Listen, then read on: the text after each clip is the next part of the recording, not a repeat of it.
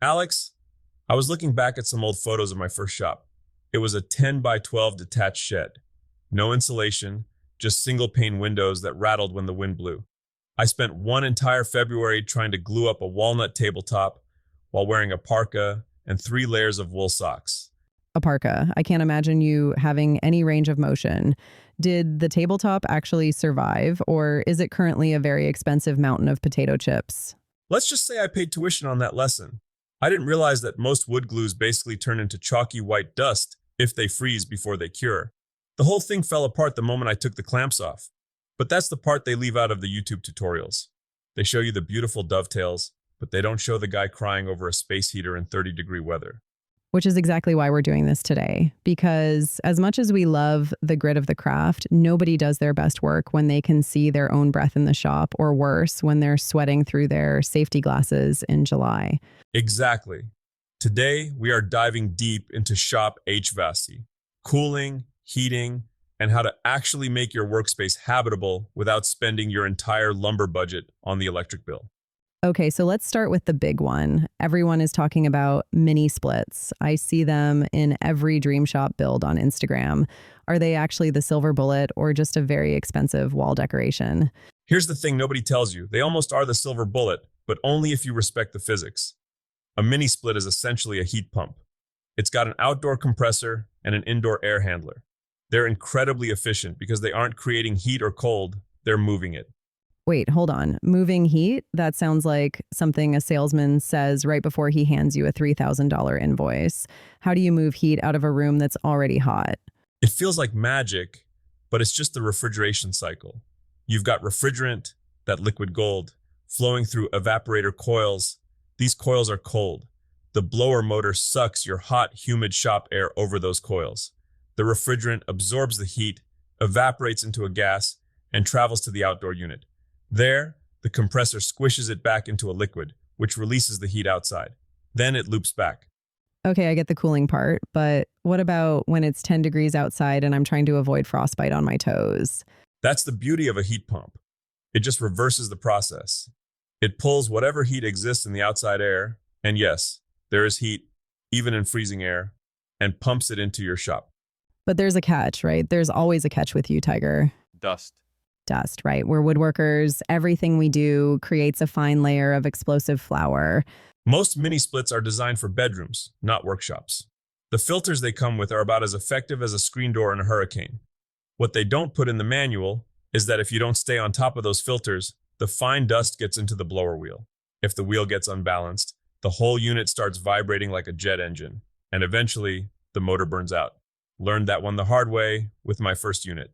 I had to take the whole thing apart with a toothbrush. It took 4 hours. So the pro tip here is buy the mini split, but treat the filter like it's your firstborn child. Better yet, get a unit with a reusable, easy-to-clean filter, and maybe run a dedicated air filtration system in the shop to take the load off. And here's what the old-timers know but don't share. Don't mount the indoor unit directly above your lathe or table saw. You're just inviting the sawdust to take up permanent residence. Okay, let's talk about the low budget options. Not everyone can drop $2,000 on a mini split install. I see a lot of guys using those big red salamander kerosene heaters or those little electric milk house heaters. Okay, look, we've all used them, but nobody warns you about this. But kerosene heaters put out a massive amount of moisture. For every gallon of fuel you burn, you're basically dumping a gallon of water into the air. Which is great if you want your cast iron table saw to look like a shipwreck within 48 hours. Exactly. Rust is the silent shop killer. You think you're being smart and saving money, but you're actually destroying your tools. And don't even get me started on the electric heaters. They're fine for a spot heater if you're standing right in front of them, but trying to heat a 2-car garage with a 1,500-watt ceramic heater is like trying to put out a forest fire with a squirt gun. You're just going to melt your outlet. So if the mini split is the gold standard and kerosene is a rust trap, is there a middle ground? What about those Mr. Cool DIY kits? Are those legit, or am I going to blow up my shop trying to play HVAC technician? The Mr. Cool systems change the game because they come with pre-charged lines. Usually, to install an AC, you need a vacuum pump and a set of manifold gauges to suck the moisture out of the lines before you release the refrigerant. If you don't do that, the moisture turns into acid inside the compressor. Ask me how I know that's a bad idea. Oh, I'm asking. Did you kill a compressor, Tiger? Let's just say it made a sound like a bag of marbles in a blender, and then the lights went out. The DIY kits have special valves that keep the air out of the lines. It's about as plug and play as HVAC gets. Okay, so let's get into the how-to part. If a listener is sitting in their freezing shop right now, what's the first thing they actually need to check before they buy anything? Insulation. This is the part people leave out because it's not sexy. It's itchy, it's messy, and it's boring. But what I wish someone had told me 20 years ago is that a 2-ton AC unit won't do a lick of good if your walls are just thin sheets of plywood and air. Right, it's like trying to fill a bucket with a hole in the bottom. Precisely. Check your rim joists, the area where the shop walls meet the foundation. That's usually where the cold air screams in. Seal that with spray foam. Look at your garage door. Most shop doors are just giant, uninsulated heat sinks. Adding a simple radiant barrier kit to the door panels can change the temperature in the shop by 10 degrees overnight. I've seen people use those bubble wrap looking sheets on their windows too. Does that actually work, or is it just shop voodoo? It actually works. It creates a pocket of dead air. It's the poor man's double pane window. It looks a bit like you're running a suspicious lab in your garage. But hey, comfort over aesthetics, right? Speaking of suspicious labs, what about the V in HVAC, ventilation?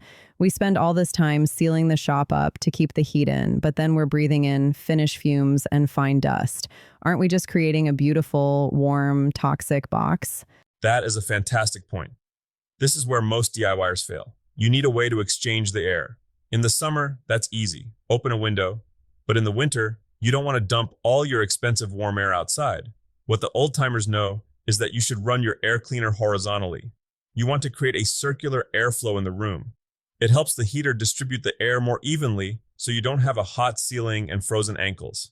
Okay, let's talk about the shop disaster of the day. You've been suspiciously quiet about your own HVAC failures. Give me the good stuff. Okay. A few years back, I decided I was too cheap to hire an electrician for my mini split. I figured, hey, I can wire a lamp. I can wire a 220-volt disconnect. Oh no. I didn't tighten the lugs on the disconnect box enough. It worked fine for a week. Then, in the middle of a triple-digit heat wave, I'm in the middle of spraying a lacquer finish on a dining table, which, as you know, is highly flammable. I hear this bzzzt pop, and then a smell like burning ozone. Tiger, please tell me you didn't burn the shop down. I didn't, but I had to stand there in the dark, in a room full of lacquer fumes, with a molten piece of copper inside my electrical box, praying the house wouldn't ignite. I had to wait until the next day to fix it. The humidity hit the wet lacquer, it blushed and turned completely white, and I had to sand the whole table back to bare wood. I lost 2 weeks of work and nearly my eyebrows. So the takeaway is, if it's 220 volts, maybe call the guy who has a license. Exactly. The part they leave out of the tutorials is that your time has value. Paying an expert to do the high-risk stuff saves you from the stupid tax later. So to summarize for the folks at home, insulate the rim joists and the doors first. If you can afford it, go mini split for the efficiency and the dehumidification. If you're DIYing, look at the pre-charge systems, but don't skip the air filtration or you'll be cleaning sawdust out of your coils with a Q-tip. And don't use kerosene unless you want your precision squares to look like they were pulled from the bottom of the Atlantic. Fair enough. Any final thoughts for the makers out there struggling with the elements? Just this. Your shop is your sanctuary. If you're miserable in there, you're not going to take the time to do things right. You'll rush the joinery because your hands are numb. Or you'll skip the final sanding because you're sweating into the wood. Investing in your comfort isn't a luxury, it's a tool. It's just as important as a sharp chisel or a flat workbench. That's a good word. Well, I'm going to go home and check my garage door insulation before I start my next project. Good call. And Alex, don't use the bubble wrap on the windows if you want the neighbors to keep talking to you. It looks weird. I'll keep that in mind. See you next time in the Tiger Den.